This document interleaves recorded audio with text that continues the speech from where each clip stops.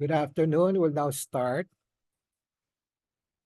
First of all, I'd like to welcome everybody to this pep talk this afternoon. Please mute yourself, but always show your video picture. Sign in your name, your Facebook account, or email address in the chat box. Include the names of companions attending with you. Use the chat box to ask questions and make comments while the pep talk is on. There'll be group pictures at the start and end of the pep talk, so please show your faces in the video. Reminder after the pep talk is to take the online Learning Com evaluation test exercise for mastery of learning and have a perfect score to get a certificate like the one shown here. I placed the link in the chat box. Another reminder, obtaining 25 OLETE certificates will entitle one mentee to a voucher for a RO Hoson medical consultation, either face-to-face or telemedical. Another request, please type in your feedback in the chat box during the open forum and before we adjourn. Thank you. Let's now have a group picture taking before we start the pep talk proper in 2 minutes. Please turn on your video now and show your faces.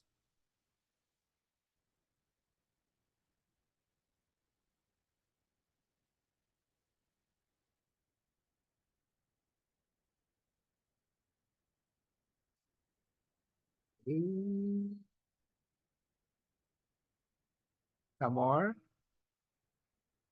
Okay. Last one. Marla. Are you joining us, Marla, for the picture taking? Yes po. I'm having trouble with the camera, Doc. Sandali lang po. Okay.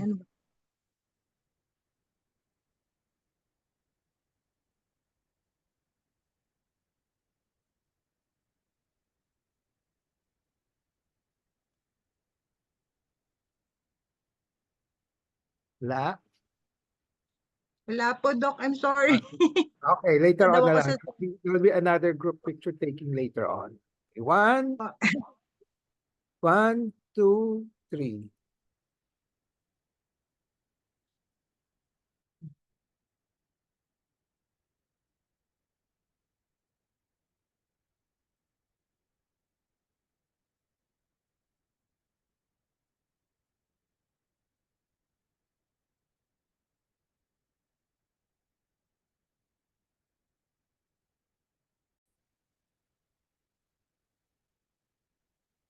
I have a patient empowerment program in which I like to empower the lay people or patients to take control in the management of their health. I started the pep talk on May 15, 2021 during the COVID-19 pandemic. There are 3 courses in the pep talk. I completed the core course on October 9, 2021. I may repeat this core course in the near future. From October 23, 2021 onwards, I've been tackling health disorder and health issue courses. May 17, 2025 marks the start of year number 5 for the RO Hoson Pep Talk. How long the pep talk will last will depend on the enthusiasm, discipline, and perseverance of everybody, you and me. My pep talk today is entitled National Cancer Awareness Month in the Philippines. This is my contribution to the Philippine Cancer Awareness Month celebration in February. The empowerment objective is for the lay people to have a basic understanding of the National Cancer Awareness Month in the Philippines in their health management. The contents of this particular pep talk will be the following. When is the National Cancer Awareness Month in the Philippines? What are the ultimate main objectives of the National Cancer Awareness Month in the Philippines?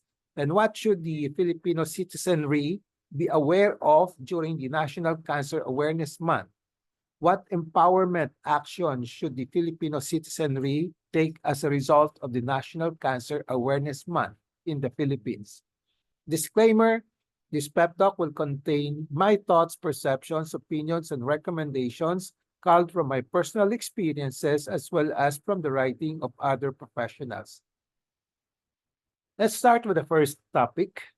When is the National Cancer Awareness Month in the Philippines? The National Cancer Awareness Month is placed in every February of each year in the Philippine National Health Calendar. So every February. And this was officially declared under the Republic Act 11215. So this is a law on National Integrated Cancer Control Act. What are the ultimate main objectives of the National Cancer Awareness Month in the Philippines? Basically, this can be divided into two groups for the Filipino citizenry, and as well as the second group will be for the responsible institution like the Department of Health, healthcare providers, etc. Now, for the Filipino citizenry, the main objective of the National Cancer Awareness Month is to create an awareness and, if needed, to instigate actions for the Filipino citizenry on number one, cancer prevention,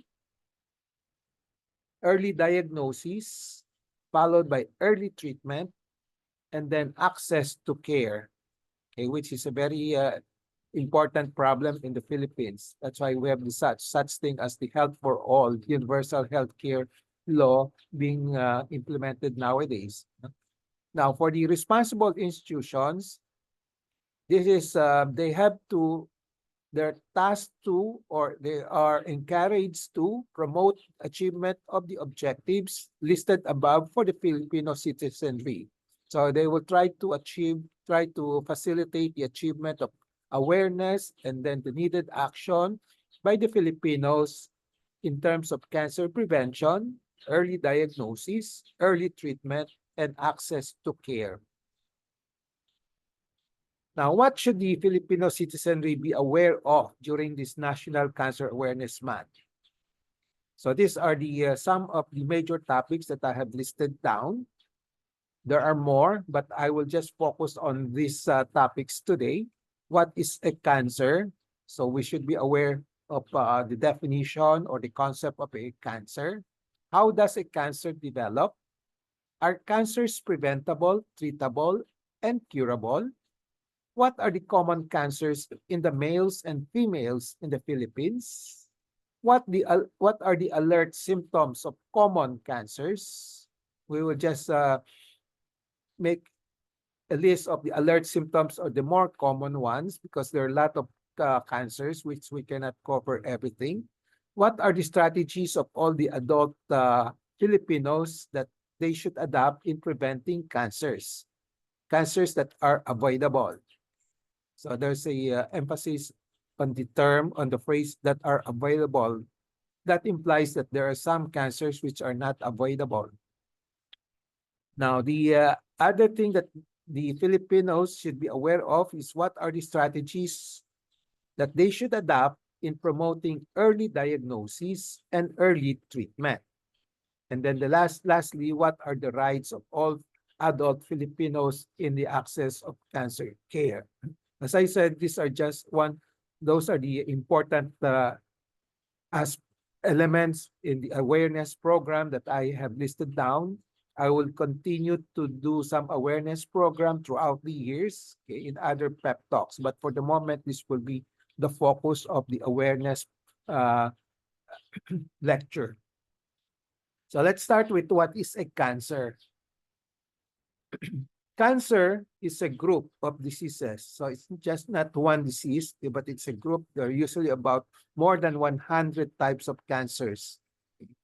In more than 100 types. Okay, there could be it probably could reach as many as 150 or even 200 in the future. Okay? So group of diseases in which the abnormal cells grow uncontrollably, hindi makontrol, they keep on dividing. Okay, the cells keep on dividing, and then after dividing, they invade the nearby tissues or organs, and then they can also spread to other parts of the body. So normally, in a normal person, our body cells usually grow, divide, and die in a controlled way. So in cancer, this control system breaks down. Nawala yung control mechanism. cells keeps on multiplying even when they should stop, thereby forming a mass, usually a mass called a tumor, a cancer tumor. Okay, but there are such a thing as non-tumorous cancer, which are the blood cancers. So there are cancers in the blood which does not form a tumor. So we just call them blood cancers. So examples would be leukemia. But for the rest, the other types of cancer, aside from the cancers in the blood, they usually form a buccal, a mass, no, a tumor. So the key features for cancer is number one, there is uncontrollable growth, growth, meaning the cells keeps on dividing without regulations, walang hindi makontrol. Then there is invasion. Usually mauna ito uncontrolled growth, then followed by invasion. So the cancer cells can grow into the surrounding tissues or the organs.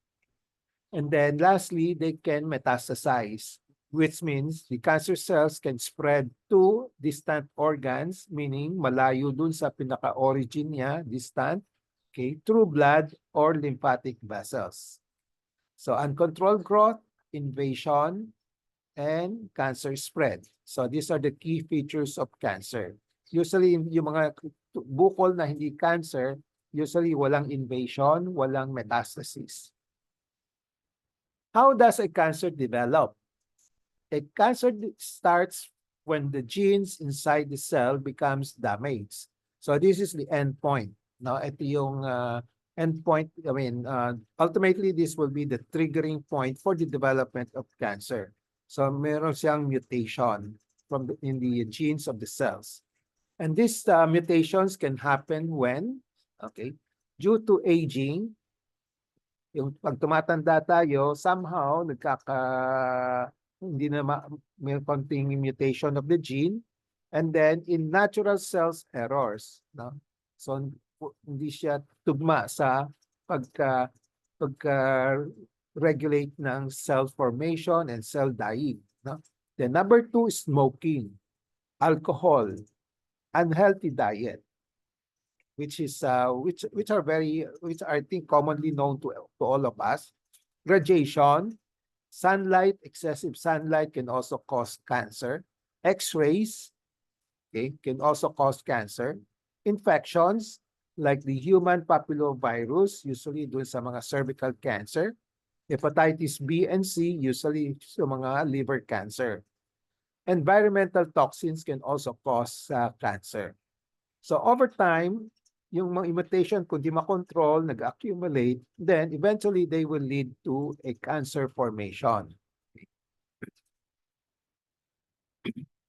The next question, the next topic will be, are cancers preventable, treatable, and curable? So outrightly, I will say, not all cancers are preventable, treatable, and curable. However, many cancers are preventable, many but not all. Most are treatable but not all. And some are curable but not all. So they are curable, especially when they are detected and treated early. I have to add the word treated early, not only detected early, but treated early also. So, are all cancers preventable? The answer, as I said, is no. Because some cancers develop due to random genetic mutation. We don't know when it will occur. Okay? Nobody can predict that. Okay. Number two is the aging, which we cannot stop the process of katandaan, yung aging process. Then another thing that we cannot control will be the mga genetic syndromes, yung mga inherited. Okay, but these are not common, yung mga genetic syndromes. Then, of course, we don't know the exact cause of cancer, so there are a lot of causes which are still unknown. No? Okay.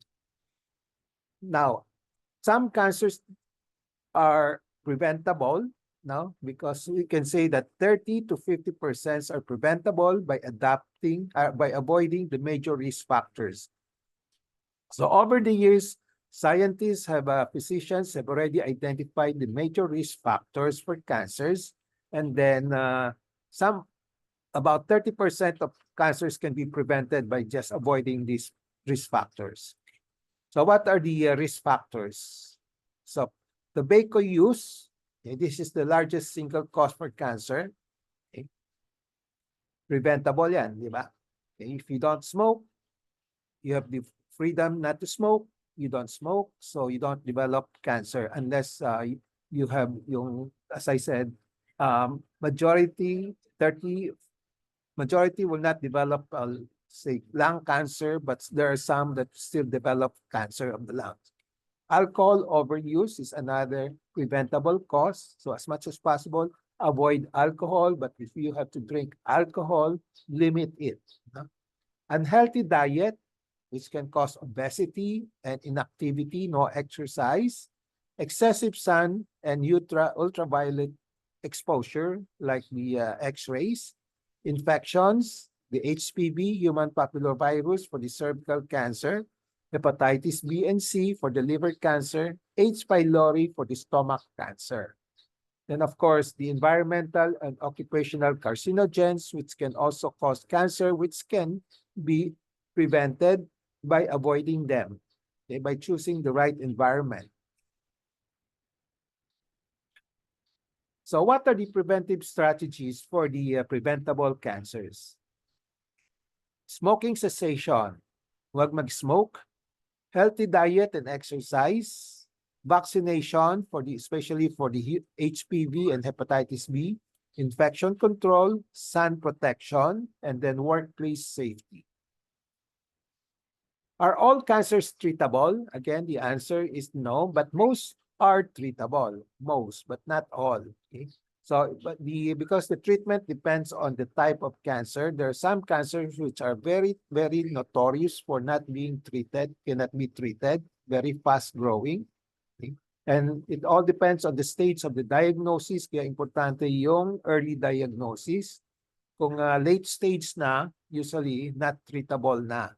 No? Tumor biology, meaning yung behavior ng cancer. No two cancers are the same. Some cancers are slow growing. Some, kahit na pare-pareho ang pangalan ng cancer, let's say thyroid cancer, papillary cancer, breast cancer, no? Hindi pare-pareho yung behavior nila. Some are very aggressive, some are very slow growing. So what their behavior is, it's hard to predict. But scientists have been trying to determine, to come out with laboratory tests that will predict the behavior of the cancer. Kung mabilis tumakbo, mabilis mag-invade, mag-metastasize, no? Pero up now, hindi pa foolproof. Okay? Then, of course, the patient health. Kung malakas yung pasyente or mahina na, so cancer may not be treatable if the patients are weak and maraming sakit. So, cancers, most of the cancers are treatable through ito yung mga current na mainstream, meaning the conventional, traditional treatment options. No? The non-traditional ones are yung mga herbal medicine, yung mga alternative medicine. But this list contains the mainstream, the conventional treatment options, which have been proven to be effective most of the time. So surgery, chemotherapy, radiotherapy, targeted therapy, immunotherapy, hormonal therapy, and palliative care. So this is the reality. Many cancers are treatable, but not curable, sad to say, especially in the advanced stages. But treatment, despite the incurability of the cancer, okay, pwede pa rin gamutin because treatment can prolong life, relieve symptoms, and improve the quality of life. Are all cancers curable? That's the third question that I've been expounding on. No. So some cancers are not curable because they are highly aggressive. No? Matapang siya, mabilis kumalat. No? And then number two, yung mga cancers diagnosed very, very late, don't expect them to be curable anymore. And then, of course, may mga cancers na after a treatment, nag-develop ng resistance, no? Parang antibiotic resistance, ganon. After this institution of the second treatment, hindi na gumagaling, no? So, but just to emphasize, many cancers are curable if detected early and treated early. So here are evidences that that shows that many cancers are curable if detected early. Yung mga early stage na breast cancer, pag nagamot siya, there's a more than 90% survival rate. Yung mga cervical cancer, treated early, there's a cure rate for more than 90% also. For colorectal cancer, ganun din. Early stage, basta magamot ng early stage, the cure rate is more than 90%. Hodgkin lymphoma, ganun din, more than 90%.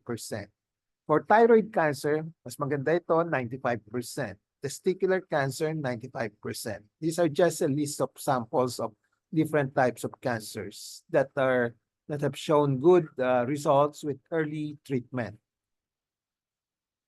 Now, what are the more common causes of cancers in the males and females in the Philippines? So, in both sexes, i-combine mo yung female and males, ang number one in the Philippines nowadays, dati lung cancer. Ngayon, it's breast cancer. It's the most common cancer in both sexes. Number two, lung cancer. Number three, colorectal cancer. Number 4, liver cancer. And number 5, prostate cancer. So take note, these are for both sexes. If you were asked what is the most common cancer overall, breast cancer is the most common. Now, for the females naman, the most common, of course, it follows from the list earlier, breast cancer is the most common, followed by cervical cancer. Lung cancer usually is sickness of the males. Mataas na rin dito sa babae. No? Kasi maraming babae nagsisigarilyo, nagpe-vape. No? Then colorectal cancer and ovarian cancer. Now for the males naman, lung cancer is number 1, followed by prostate cancer, then liver cancer, colorectal cancer, and stomach cancer. So what are the alert symptoms of the more common cancers? So this is a list of 1, 2, 3, 4, 5, 7, okay, alert symptoms for common cancers. Change in the bowel and bladder habits. Kung may change in bowel habit, most likely this could be the alert symptom for colorectal cancer. Bladder habit, this could be a alert symptom for prostatic cancer or even bladder cancer. A sore that does not heal, usually is skin cancer.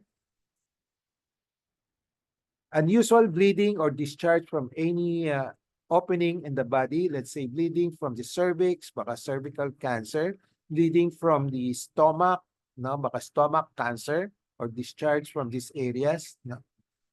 Then thickening or lump in the breast or elsewhere. Pag may bukol sa breast, this is an alert symptom for breast cancer. Mga bukol sa ibang lugar, sa kamay, sa tiyan, ganon, no? So we start thinking of the baka cancer itong bukol na ito. Then indigestion and difficulty in swallowing.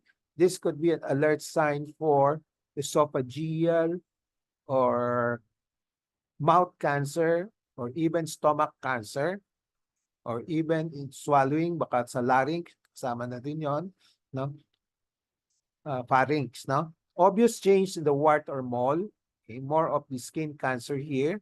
Then nagging cough or hoarseness, this is laryngeal cancer. Okay. What are the strategies that all Filipinos should adopt in preventing cancers that are avoidable? Let's focus on the avoidable ones. No? Kasi mga unavoidable, mahirap bigyan ng strategies. No? So as I said, not all cancers are preventable. However, 30 to 50% of cancers are preventable by avoiding the major risk factors like no smoking, no vaping, maraming nag-vaping ngayon, and kung nag-smoke kayo, tanggalin ang smoking nyo at vaping. Then healthy diet and exercise, so limit and abstain from alcohol, isama na ninyo yung alcohol, vaccination, HPV and hepatitis B, and then infection control, HPV, hepatitis B, then kung nakita may H. pylori case sa stomach during endoscopy, get treatment for that so that you don't develop stomach cancer. Sun protection to avoid the mga skin cancer. Workplace safety. So the WHO reveals there are about 30 preventable risk factors driving cancers. So, but here are listed the more common ones, just to re-emphasize. Tobacco use, say no to tobacco. For infection, get vaccinated, screen and be treated. Alcohol consumption, but if you have to drink, sana hindi you don't drink, but if you have to drink, reduce your intake. Unhealthy diet, eat nutritious whole foods. And then for physical inactivity, high body weight, exercise regularly para bumaba rin yung you won't be overweight, you will have a normal BMI. Then air pollution, avoid exposure. Again, avoid exposure to the ultraviolet exposure, like using sun-safe habits. No? Now, what are the strategies that all adult Filipinos should adopt in promoting early diagnosis and treatment? Kanina yung prevention. Ngayon naman, we're talking about promoting early diagnosis and treatment.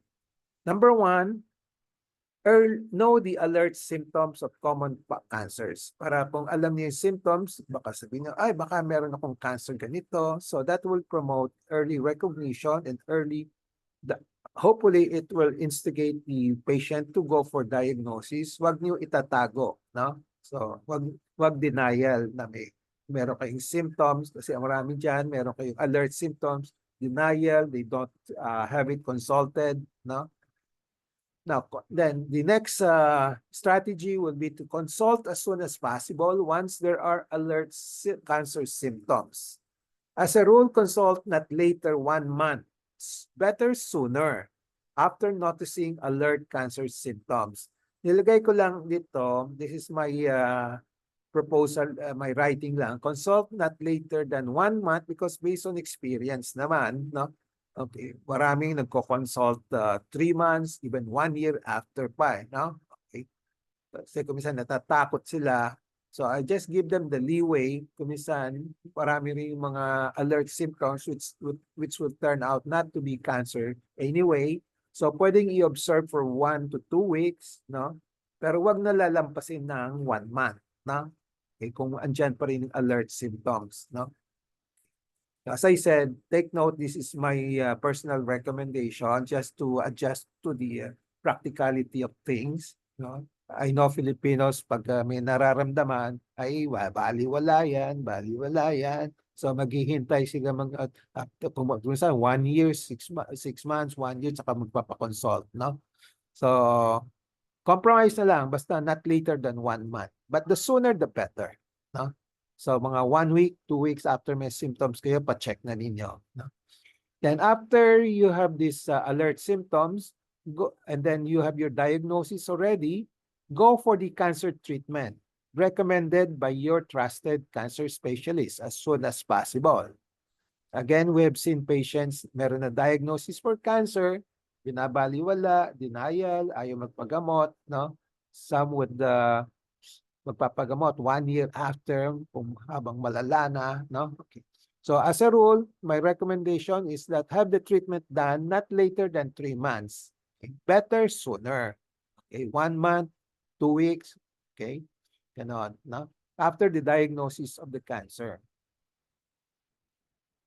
Now, what are the strategies that all Filipinos should adopt in promoting early and detection of early diagnosis?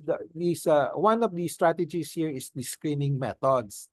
Okay, but there are various types of screening methods for cancers. Probably ang naririnig natin yung mga screening methods using laboratory tests, no? So, but I just list down the generic types of the screening methods here, no? So, yung mga screening for cancers, no, we categorize yung mga people with symptoms or no symptoms, no? So, yung without symptoms for cancer because of the high risk for for the cancer, we call that asymptomatic screening. Wala pang symptoms, ini-screen na, no? Okay, no symptoms at all based on risk factors. Example, you have family history of breast cancer pero wala kang nararamdaman sa breast, walang bukol, when you do a screening test like ultrasound, mammography, physical exam, no? What we are doing is the asymptomatic screening, no? Asymptomatic means wala pang nararamdaman. Now, the other category of screening is the symptomatic. Meron na siyang nararamdaman, no? So, papacheck up na siya kagad. So, we can call this symptom-based screening, no? Now, sign-based naman, symptom is the one felt by the patient. Sign means yung examination findings ng mga doktor. Okay, sign-based screening, usually physical exam by the cancer specialist. Now, the other type will be a combination of symptom and sign-based screening. So, cancer specialist screening using both the symptom and sign screening method. Mas maganda ito, mas malakas ito, no? Compared to just physical exam. So again, these are at the moment 4 types of screening methods for cancers, which I will discuss in details probably in the next pep talk. No?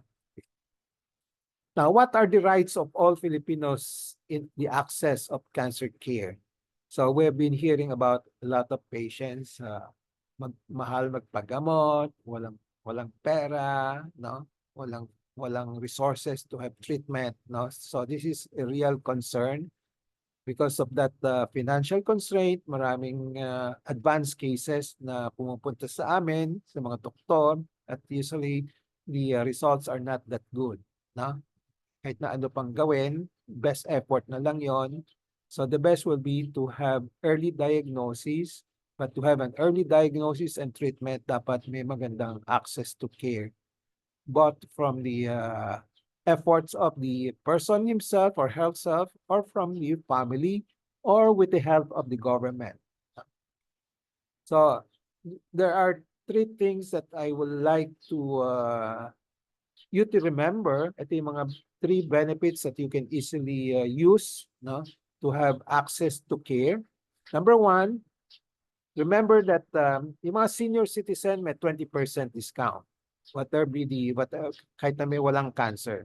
But because of the yung National Integrated Cancer Act, no, ginawa nila, there's a law there that all patients with cancer under 60 years old, no. So under 60 years old, these are not senior citizen, di ba? So pag senior citizen, automatically may 20% na.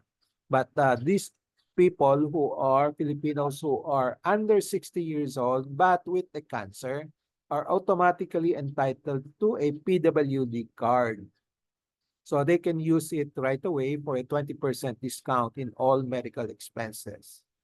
So ang advice ko, if you are less than 60 years old, then you are diagnosed to have a cancer, right away, ask a doctor to issue you a medical certificate para magkaroon ka ng PWD card so that you can use the privileges in your subsequent examinations, mga lab tests, no, or even consultations and even the operations. No? Now, the second tip that I'd like to tell you will be the PhilHealth has the so-called Z packages for various types of cancer.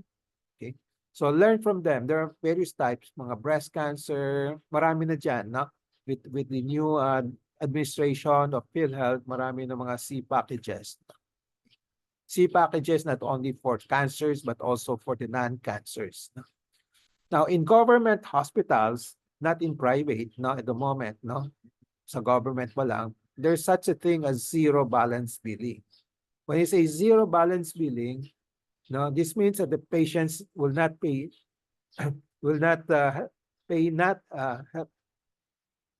will not pay anything out of pocket for their hospital care once all the applicable benefits are applied. Example, basta applicable yung mga benefits, let's say nasa ward ka, no?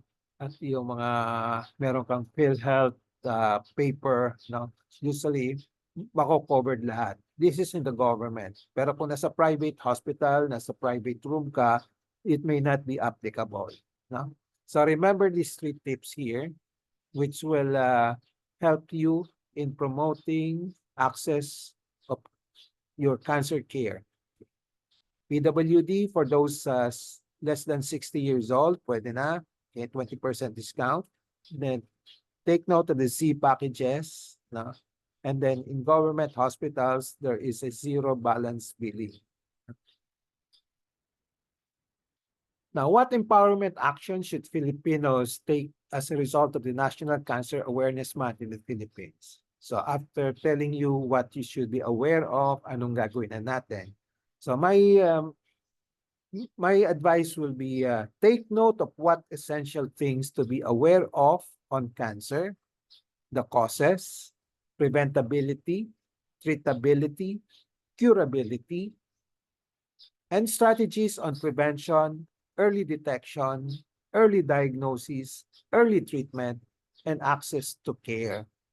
And after being empowered by the knowledge of the above, take action so that there will be resultant high survival rates and good quality of life when cancer develops. So, summary and takeaway, I have discussed all these various topics. What is when is the National Cancer Awareness Month in the Philippines? February. What are the ultimate objectives? Will be of the National Cancer Awareness Month. This is prevention, early diagnosis, early treatment, and access to care. And what should the Filipino be aware of? I've listed down about 10, 12 topics there, and what will be the empowerment actions that you should take. So takeaway in relation to patient empowerment, or be always in touch with reliable medical information on National Cancer Awareness Month in the Philippines. Knowledge is power, it gives power. Use the 4Ks of patient empowerment, kaalaman, kakayanan, karapatan, and kapangyarihan to gain greater control over decisions and make better decisions on cancer matters as part of your health management. This ends my pep talk today. I hope I have empowered you to have a basic understanding on the of the National Cancer Awareness Month in the Philippines. So aside from being aware, you should know your rights also. So this is my contribution to the Cancer Awareness Calendar Month in February. So before we go to the QA portion, reminder after the pep talk, please take the OLETE for Mastery of Learning and have a perfect score to get a certificate like this one. I have placed the link in the chat box. Then another reminder, obtaining 25 OLETE certificates will entitle one mentee to a voucher for a RO Hoson medical consultation, either face-to-face or telemedical. Feedback to this pep talk, please type in your feedback to the chat box during the open forum and before we adjourn. So I like to hear from you also if you, even though you don't take the OLETE, but in the OLETE, there's a portion of the feedback, and I like the feedback. Majority who take the OLETE gives a good feedback. I enjoyed it. No? So a reminder for the OLETE part, just a reminder, when I ask for a feedback, avoid putting an A, no? Not applicable. Just write something about what you learned from the pep talk. So let's now have a group picture taking before we start the QA and interactions. Please turn on your video now, show your faces.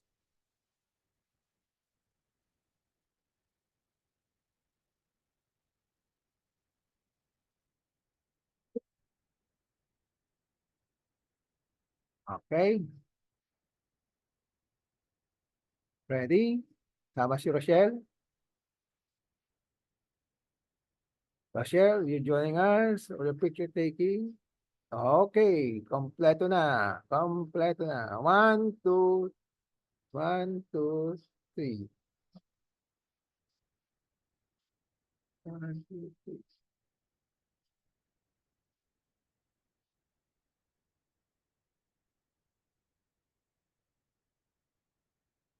Okay. The floor is now open for questions, comments, suggestions, recommendations, and consultations if you want. Pwede rin, no? Okay. Anybody?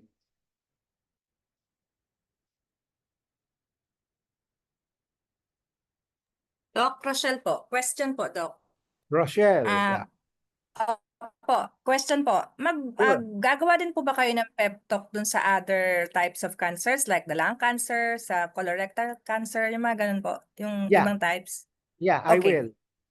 I Okay. will. Yung Thank you. next one, probably I will amplify on the screening. Kasi maraming maraming questions on the screening. But Yes po. actually for the past 5 years, I've been tackling all various yung lahat ng mga topics na yon. Pero hindi pa lahat, of course, no? Mhm. So I hope I will continue this pep talk for the next 6 years pa, no? Yes, Doc. And more pa po, more pa. Probably mako-cover ko lahat yan, no? Okay. Thank you, Doc. You're welcome. Okay. If you have any, may preference ka ba? Priority, Rochelle? You tell Siguro, me. Doc, sa stomach cancer, yung ganyan, colorectal. I think yun yung nagiging common these days. Kasi yung breast cancer, palagi naman po talaga nating nako-cover. So stomach and Opo. colorectal. Colorectal, opo. Colorectal na ano ko na dati. Baka stomach. Sige, I'll try to talk on stomach. No? Yes, Oh, please. Thank you, Doc. okay. Thank you. Any more? Doc, Susan to. Susan, yeah. Okay, Susan. Go ahead. Sorry, I was late. No. Could you also cover thyroid cancer? Thyroid. Kasi I had that several years ago. And ang problem, hindi ko alam na nagkaroon ako ng thyroid cancer. I had one doctor na ang sabi, ano ba yun? It's a thyroid disease but not thyroid cancer. So I had to get a second opinion. Up to the last na ooperahan na, no? Hindi ko alam na cancer. Nalaman ko na lang nung tinanggal na yung thyroid gland. Pwede ba yung ganun? Pwedeng mangyari yon in terms of yung process of gamutan ninyo, no? Up to now, it's still happening, meaning probably the surgeons are not explaining properly before the operation, kaya nagugulat ka na lang, no? Nagugulat na lang ako. Thyroid cancer, tapos tinanggal na yung dalawang thyroid gland. Pwedeng hindi ini-explain, no? So, if you ask me kung nangyayari yon, nangyayari up to now kasi maraming doktor hindi nag-explain adequately, no?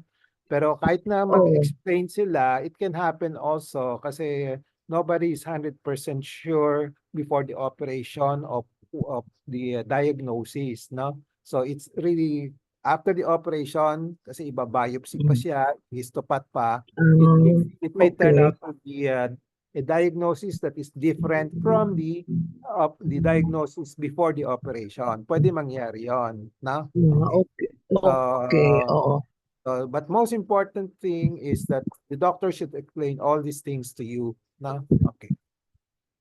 Para hindi ka Thank you, Doc. Okay. Oo, para hindi ako magulat. Sige, thank you, Doc. Matagal ko na pinag-uusapan yung thyroid cancer. Ano pa bang issue mo? Hindi kasi yung nagulat talaga ako. That happened more than 10 years ago, siguro 20 years ago na nga no. Ang ano lang is that nagumpisa na hindi thyroid cancer. Tapos tama ka nga, hindi na adequately explain sa akin na Okay. nung matanggal na yung thyroid gland, saka sinabi na papillary carcinoma. Okay. Yun. Tapos, Okay. ang inano is, ano ba yung may nakalimutan ko na dahil matagal na eh. May, ano ba yan? May REI? Ano ba yon? For 1 RAI, week? radioactive iodine. Radioactive Oh, for iodine. 1 week. Yeah. For 1 week, nag-stay ako sa Manila Doctors noon. I was still working, so kayang bayaran, no? Nag-REI ako, and then 1 week, I had to stay there. Oh, yun. Yun. Tapos, pagka-uwi ko, yun daw yatang mga damit ko, hindi pinauwi or something. Yeah, okay. So maraming klaseng Oo. gamutan. Okay, I will try to help you now. Ano ba yung hindi ka makakatulog? Ano ba what's bothering you now? Hindi naman, I just wanted to be, well, of course, tapos na yun, ano? Tapos na.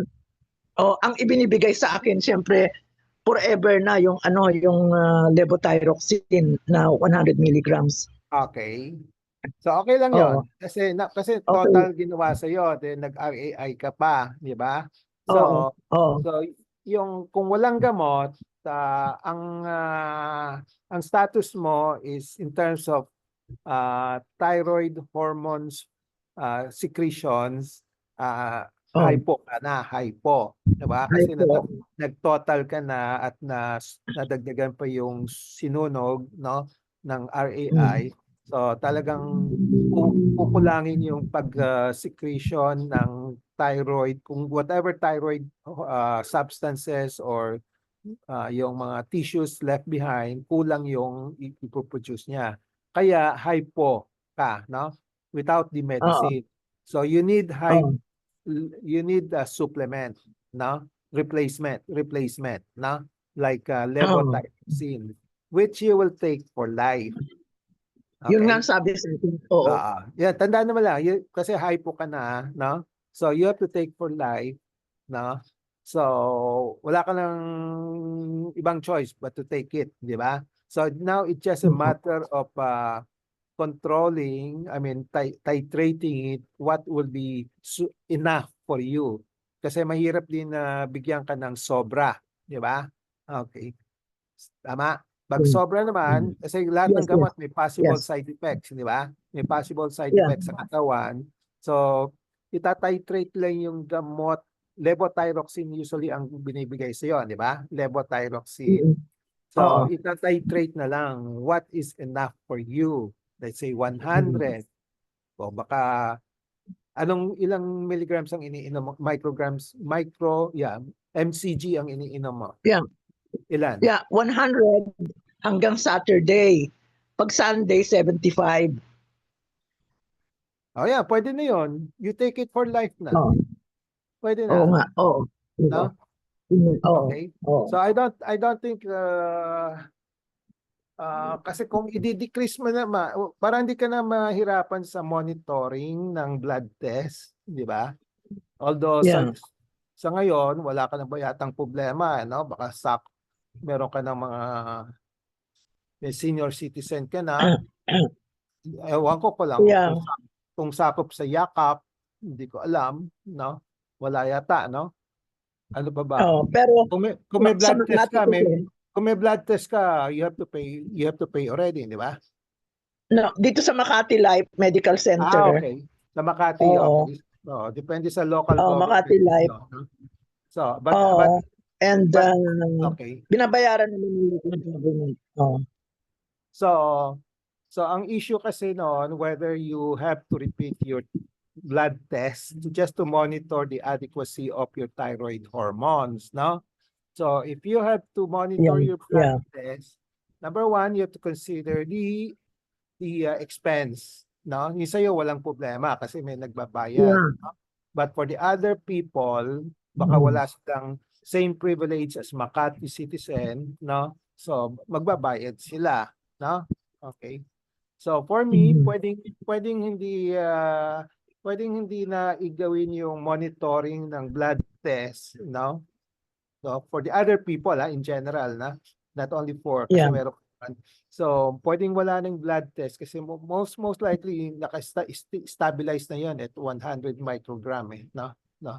So, Oo. for the past so many years naka 100 microgram ka na no? Meron ka lang Yeah. isang special regimen na Monday to Friday and then Saturday, Sunday off, di ba? Ganon. Tama? Monday to Saturday 100 tapos Sunday 75.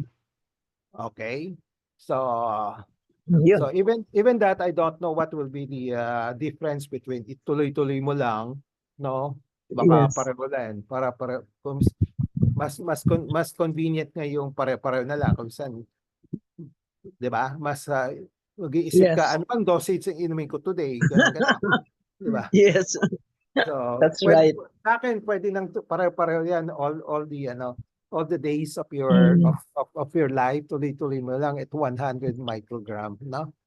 If you really Oh, want to yes. have a check on your thyroid hormones, no, status, you can probably do it once a year, once every 2 years, wag na regularly. Basta i-maintain mo na lang. Oh. I-maintain mo na lang, no? Kasi Yeah. you've been doing that for the past how many years? 20 years? Yung Yeah, more than. Oh. tuloy-tuloy na lang. Wag Oh. wag mong ititigil na for 2 months, 3 months, maghihina ka, di ba? Yung pala ang ano noon, ano? Oo, manghihina ka kasi hypothyroid ka no? Oo. So you're taking the thyroid hormones as a replacement no? Yeah. Kulang kasing katawan mo ng thyroid hormones kaya you're taking it. So you must have enough supply. So which you take for life. So kung itigil mo sa 1 month wala ka pang mararamdaman. Pag 3 months, usually meron ka nang mararamdaman, no? Okay. Kung nakalimutan mo 1 day, okay pa 'yon. Okay? So yun. Yes, Doc. So that's Thank you. one. So that will para ma-erase na yung doubt mo, yung mga worries mo, anxiety mo. And the other one is huwag ka na matakot dun sa cancer diagnosis mo, no? Kasi ilang years na? Ano na nga, mga 15 years. Oh, ganun. 15? 50? Oh, 15. 50. 15. 15. 15. Okay. So Oh. anyway, maganda naman yung prognosis ng papillary CA. So, Oo nga. posibleng bumalik, pero mga 1% chance lang. Okay? Okay. So, pero That's tanggapin mo good. na lang, andyan na no? Tanggapin mo lang yung diagnosis ng papillary Oo. CA at magpasalamat ka na lang kay God na papillary lang, no? Okay. Okay? Yes. So, live on. Thank you. Take care of your other concerns in life.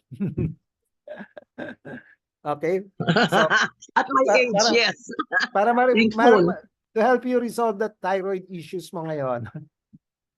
Although in the future I'll still be talking about thyroid pero marami na akong topics na tinakil sa thyroid before for the last 5 years. Kaya kung minsan niisip ko ano pang mga bagong topics ang i-lecture ko di ba? Okay. Okay. Okay, Susan? Yes, Doc. Thank you po. Okay. Any other questions? Cancer awareness? Patricia?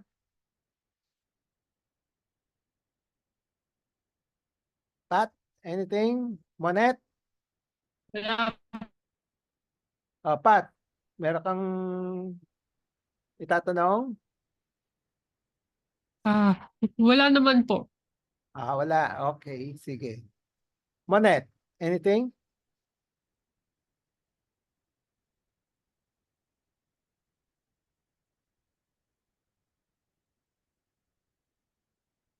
Nagsasalita ka ba? Unmute yourself.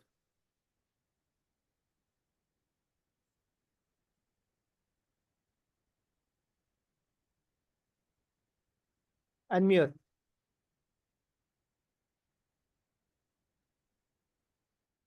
Yung kay Monette, okay, I think she's fixing her speaker.